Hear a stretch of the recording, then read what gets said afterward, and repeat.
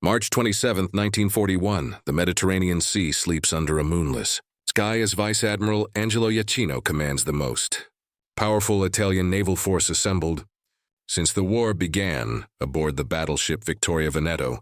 He studies charts showing British convoy routes near Crete, 4 destroyers, 3 heavy cruisers, and his flagship. Enough firepower to obliterate any British force in these waters. What Admiral Iachino doesn't know is that 1-200 away in a drafty mansion outside London, a 19-year-old woman who dropped out of university has just noticed something impossible. A missing letter that will doom his entire fleet. The Italian naval codes were supposed to be unbreakable, generated by Enigma machines Hitler personally gifted to Mussolini, encrypted with settings that changed daily. British codebreakers at Bletchley Park had been staring at Italian naval traffic for 18 months. Nothing. Random gibberish. Mathematical impossibility. Then on March 25, 1941, a single encrypted message arrives from Italian Naval Command. Contains one word repeated 3 times. A word that shouldn't exist in any legitimate military communication. And Mavis Baddy sees it. This Lillian Lever wasn't supposed to be at Bletchley Park at all.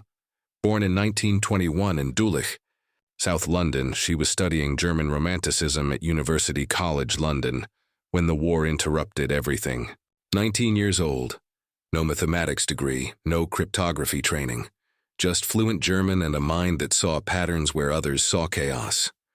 She'd answered a mysterious recruitment advertisement seeking young women with language skills for unspecified war work. The interview consisted of a single crossword puzzle and 3 questions about keeping secrets.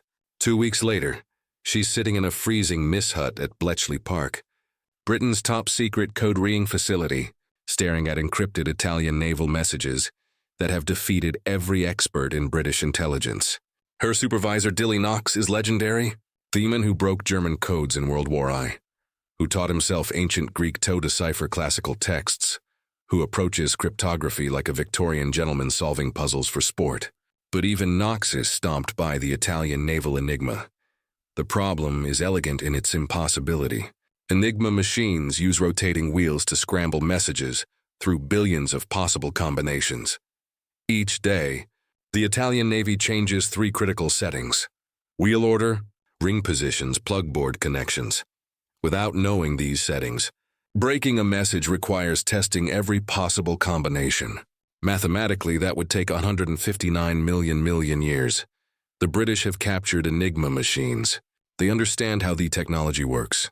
But knowing how something works and actually breaking it are separated by an impossible mathematical chasm. Mavis spends her days transcribing intercepted Italian naval signals, endless streams of encrypted gibberish flowing from Italian radio stations across the Mediterranean. Most days, nothing makes sense. Officers with mathematics degrees shake their heads and move on to other problems. But Mavis can't stop staring at the messages. There's something wrong with them. Something that tickles the edge of her consciousness like a word she can't quite remember. March 25, 1941, 14 a.m. Mavis is working the night shift when a new message arrives from Italian Naval Command in Rome. Standard encrypted traffic, standard format, except for one thing. She notices the message contains the encrypted word Perix repeated 3 times in different positions. Knox has taught her to look for repeated patterns, the Achilles heel of any encryption system. If the same word appears multiple times in a message and you can guess what that word is, you can begin to reverse engineer the encryption settings. But what word would appear 3 times in a naval message? She runs through possibilities. Weather reports, ship names, coordinates. Nothing fits the pattern. All sand freezes over the decrypt sheet. What if it's not a real word at all? What if it's a procedural word? Something operators type out of habit. She thinks back to German intercepts she's seen. Radio operators sometimes repeat filler words when they're not sure what to write. What if Perks is Italian for something similar? She walks to Knox's office at 3 a.m. He's sleeping in his chair, gray hair, wild, glasses are askew. "Sir," says quietly, waking him. "Think the Italians are making a mistake." Knox blinks awake. What kind of mistake? They're repeating a word that shouldn't be there. Something procedural. She shows him the message. Knox studies it for exactly 7 seconds. Then his eyes go wide. Good God, it's padding. Padding is a cryptographer's term for filler text. When you don't have enough real message content, you pad it with meaningless words to reach the required length. The Germans sometimes use excess padding. Maybe the Italians use per x per, meaning by or for in Italian. X is a variable or placeholder. If that encrypted sequence actually spells PRX in play text, and they can't identify which letters encrypt to which positions, they can start reverse engineering the Enigma settings for that day.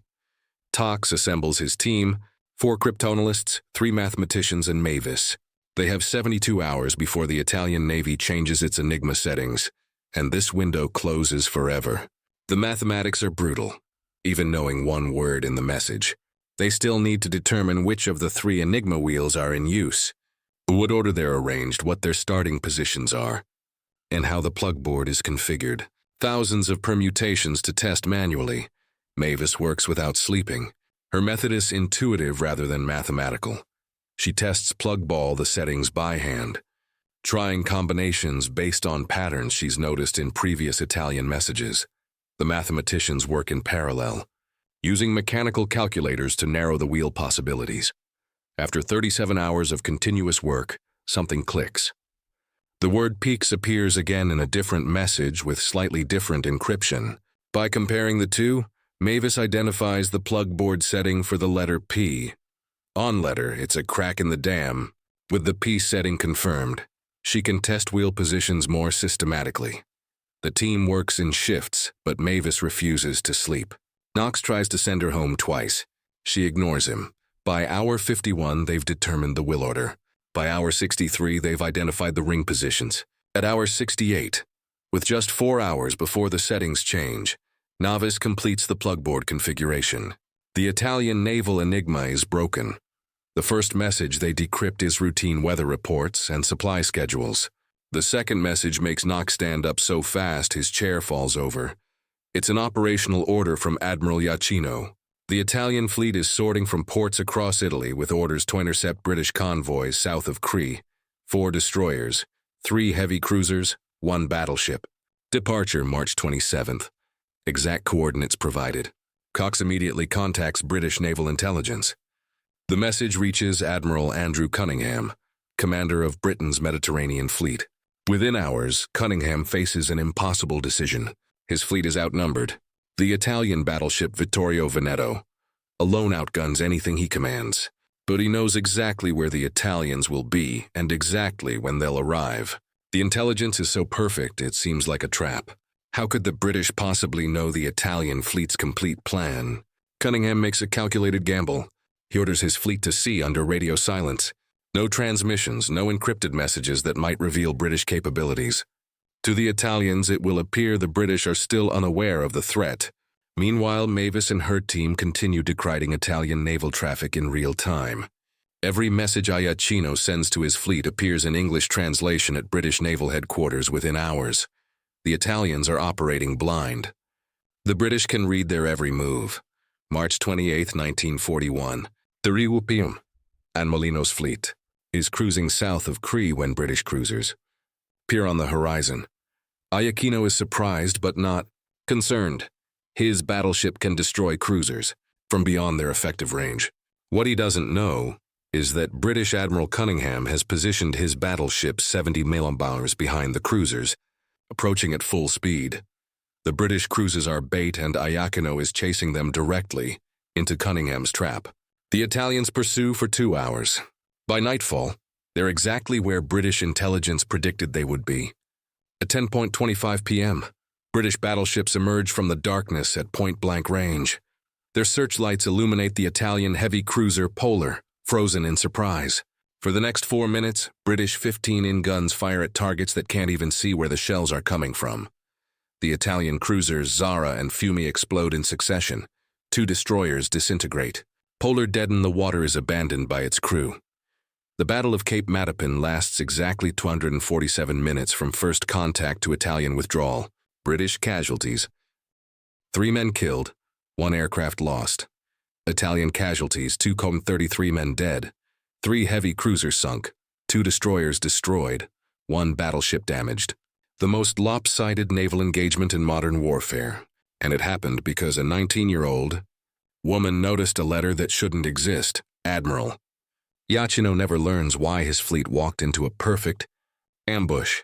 Italian naval intelligence reviews the operation for months, searching for the security breach.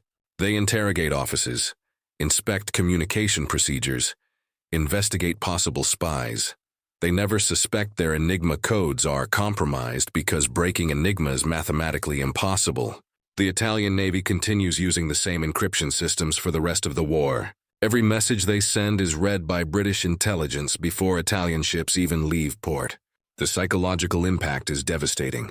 After Cape Matapan, the Italian fleet rarely ventures far from port. When they do sortie, they operate under the assumption that British forces somehow know their every move, which is true. Mavis Baddy and her team at Bletchley Park continue reading Italian naval Enigma for the remainder of the war. By 1943, they're decrypting messages within hours of transmission, sometimes faster than Italian recipients receive them. But Mavis never speaks about her work. The Official Secrets Act forbids any discussion of Bletchley Park operations. She marries fellow codebreaker Keith Batty in 1942. They have 3 children. She returns to civilian life and spends decades as a garden historian writing books about landscape architecture. Her neighbors know her as a pleasant woman interested in historic gardens. No one suspects she helped win the war. The truth remains classified until 1974, when the British government begins declassifying Bletchley Park operations. Even then, Navi says nothing. She signed the Official Secrets Act. The law still applies. Her own children don't learn about her wartime service until they read about it in history books. When historians finally track her down in the 1990s, she's reluctant to discuss her role. "I just did what everyone else was doing," she insists. Nothing special. But their records tell a different story. The official history of Bletchley Park credits Mavis Baddy with breaking Italian naval Enigma in March 1941, enabling the victory at Cape Matapan and subsequent Mediterranean operations. Naval historians estimate her codebreaking work saved thousands of Allied lives by allowing British forces to avoid Italian ambushes and position forces for optimal engagement. Admiral Cunningham's grandson later writes that Cape Matapan would have been impossible without the intelligence advantage provided by Mavis's breakthrough. The mathematics of her achievement are staggering. Breaking Enigma requires testing billions of possible settings, even with captured machines and known play. The computational complexity should make manual code reading impossible, but Mavis succeeded because she approached the problem intuitively rather than mathematically. While trained cryptanalysts searched for numerical patterns, she looked for human errors. The repeated padding word perks wasn't a mathematical weakness. It was a procedural mistake made by Italian radio operators who didn't realize their laziness would doom their fleet. By the time Mavis receives official recognition, she's 81 years old. In 2009, she's awarded the OBBE 4 services to intelligence history. The ceremony is small, no press, no cameras. She accepts the medal quietly and goes home to her garden. But historians finally begin to understand the scope of what she accomplished. A 19-year-old with no formal training defeated encryption systems designed by German engineers and operated by professional military communicators. And she did it in 68 sleepless hours using nothing but intuition and pattern recognition. Today, Cape Matapan is studied in every naval academy as a textbook example of intelligence advantage in modern warfare. What those studies often miss is that the intelligence came from a woman who wasn't supposed to be capable of such work. In 1941, women weren't admitted to British universities' equal terms. They couldn't serve in combat roles. Military intelligence was exclusively male territory, except at Bletchley Park, where desperation created opportunity. Dillix hired women because he couldn't get enough men with the right skills. The military intelligence establishment resisted. Knox ignored them. His female code reekers, including Mavis Baddy, Joan Clark, and Margaret Rock, broke codes that defeated male cryptanalysts with advanced degrees. They worked longer hours, accepted lower pay, and received less recognition. After the war, they returned to civilian life and stayed silent for decades. While men took credit for Bletchley Park's success, Mavis Baddy died on November 12, 2013 at age 92. Her obituary in the Times finally told the complete story. The girl who dropped out of university to solve crossword puzzles. The teenager who defeated the Italian Navy with a pencil and intuition. The woman who changed the course of World War II, and then went home to raise a family and study gardens. Her funeral was attended by former intelligence officers, naval historians, and cryptography experts who understood what she accomplished. No government officials, no military honors, no public ceremony, exactly as she would have wanted. The lesson isn't just about codebreaking or naval warfare or even World War II. It's about seeing what others miss, about questioning assumptions, about recognizing that impossible doesn't mean unbreakable. Just means nobody's found the break yet. The Italian naval Enigma was unbreakable until a 19-year-old woman noticed that the word perks appeared 3 times in places it shouldn't. That, in observation, cascaded into 233 Italian deaths and a British naval victory that changed the Mediterranean campaign forever. Sometimes the difference between victory and defeat is one person refusing to accept that something can't be done. Sometimes the person who solves the impossible problem is someone no one expected to succeed, and sometimes that person spends the rest of her life working in gardens. Content. To let history catch up with her contribution in its own time. That's the real story of Mavis Baddy and Cape Matapan. Not just what she accomplished, but what her accomplishment reveals about where genius comes from, and how easily we miss it when it doesn't arrive in the form we expect.